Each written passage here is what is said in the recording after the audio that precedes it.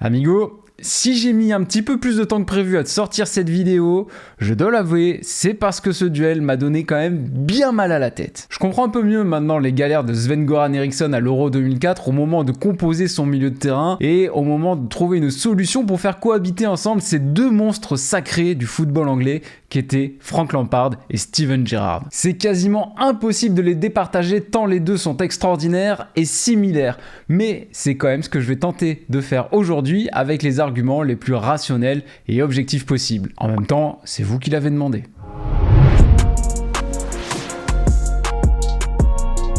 Avant de commencer, je précise que cette vidéo est sponsorisée par OneFootball, l'application numéro 1 dans le monde pour suivre toute l'actualité du ballon rond, les news, les stats, les transferts, les classements. Tu trouves toutes les informations dont tu as besoin. C'est gratuit, tu peux la télécharger sur iOS et Android. Le lien est dans la description. Et j'en profite également pour te rappeler de bien penser à t'abonner si tu veux m'aider à faire grandir cette chaîne et à mettre un petit pouce bleu si la vidéo t'a plu.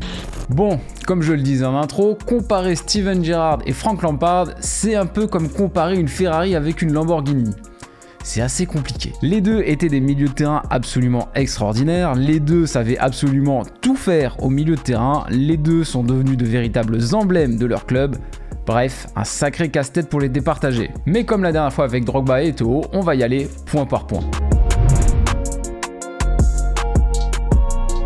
Bon, si tu me connais depuis suffisamment longtemps, tu sais que je ne suis pas un grand féru de statistiques. Mais là, ça nous permet de faire une différence assez franche entre ces deux joueurs et vu le duel, c'est pas de refus. Frank Lampard en première ligue, c'est 611 matchs et 177 buts, un but toutes les 276 minutes et 118 passes décisives. Le ratio temps de jeu but marqué est absolument dingue pour un milieu de terrain. On se rapproche de l'efficacité d'attaquants internationaux anglais du type Peter Crouch ou Jermaine Defoe à l'époque. Clairement, le dépassement de fonction, c'était pas un problème pour Lampard. Lui-même se fixait comme objectif de marquer 20 buts par saison. Et le tout, sans négliger l'aspect collectif du football, comme en atteste ses 118 passes décisives.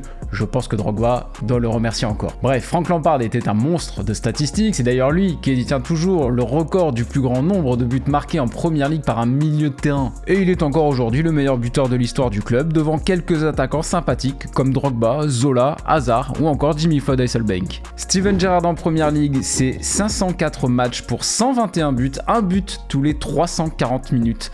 89 passes décisives. Bon, clairement, il n'était pas en reste, l'ami Gerrard, en termes de statistiques. Là aussi, on avait affaire à un milieu extrêmement prolifique, que ce soit en termes de buts et de passes décisives. Cependant, ça reste un cran en dessous de son concurrent du jour, et même s'il a joué moins de matchs, les ratios sont là pour nous montrer que Lampard était réellement le plus prolifique des deux. Donc avantage Frank Lampard. Logique.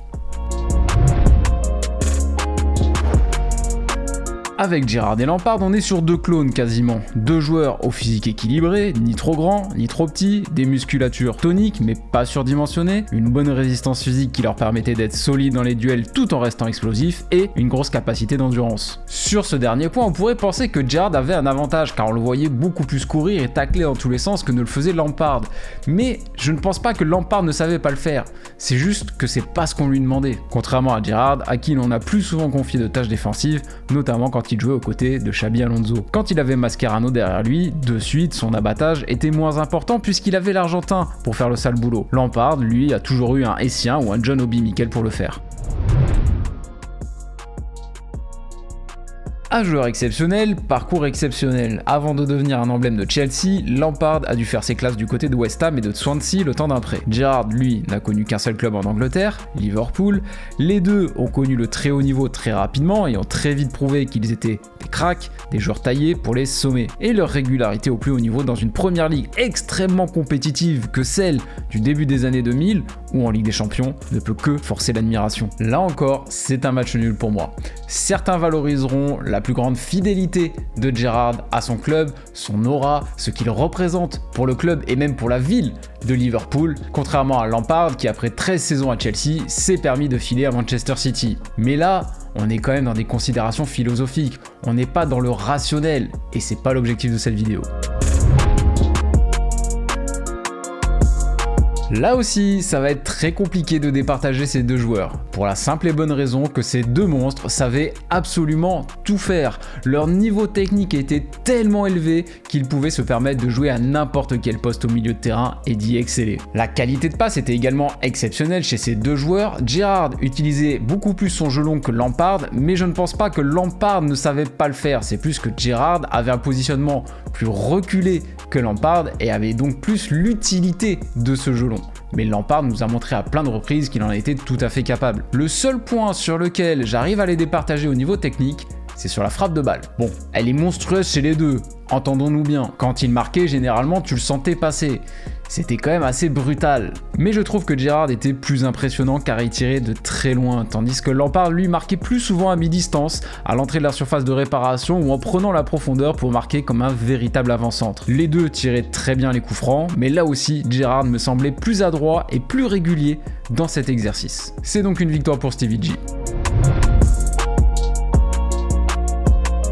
Ouais.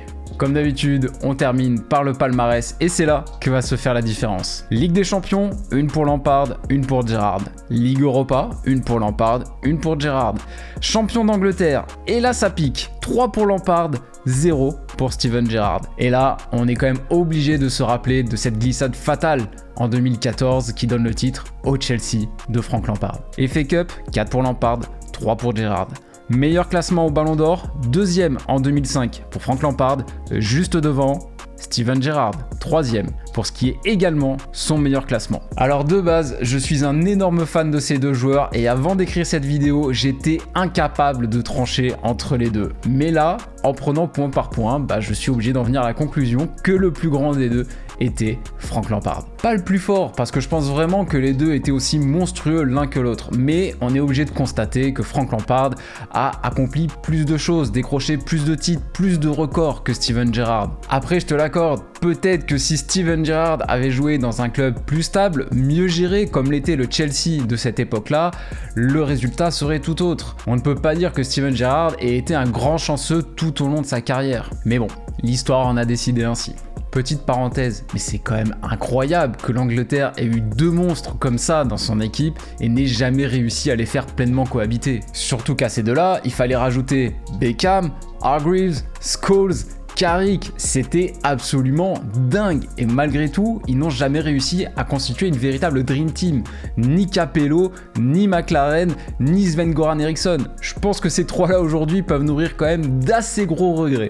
Voilà amigo, j'espère que cette vidéo t'a plu. N'hésite pas à me dire dans les commentaires qui tu préfères entre Lampard et Gerrard. N'hésite pas également à me dire qui tu voudrais voir opposé dans le prochain clash de légendes. En attendant ma prochaine vidéo, tu peux me suivre sur Twitch, je te mets le lien juste en dessous pour des nouveaux lives, que ce soit les DCF Live, les kick-off ou le gaming. Si tu veux m'aider à me faire un petit peu plus connaître, n'hésite pas à partager ma vidéo. Moi je te dis à la semaine prochaine, ciao ciao.